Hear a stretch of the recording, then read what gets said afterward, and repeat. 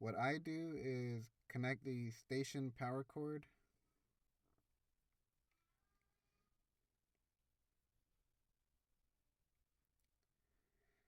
Then I connect the iron power cord to the station. There should be a place for it on the side.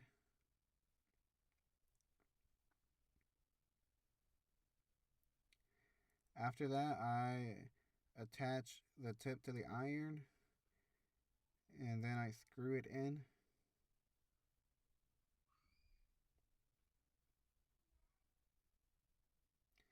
Then I turn the station on and wait for it to get hot.